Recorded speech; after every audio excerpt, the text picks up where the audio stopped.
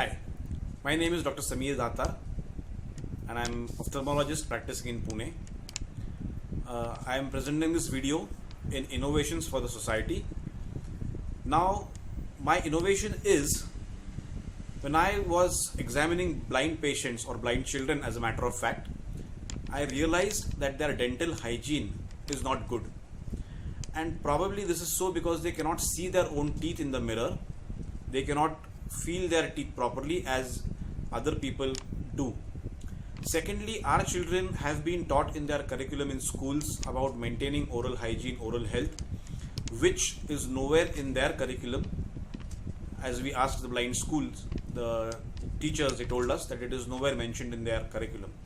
So one innovation that came to my mind was, if the blind children are told, they listen to it, but sometimes they might not be attentive and it is not registered properly in their mind.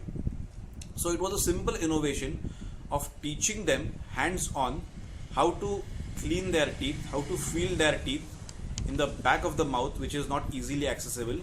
And secondly is to make this script available for them about oral hygiene and oral health care in their Braille script.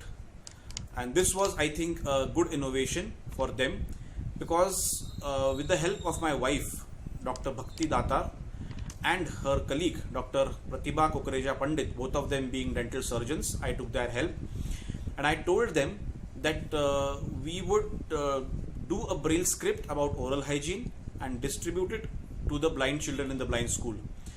We also went ahead and conducted a study where we actually did a checkup of the blind children.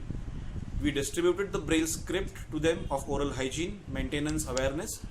We taught them hands-on training about cleaning of the teeth, feeling the teeth. And then 3 months after giving the script, we reassessed their oral health.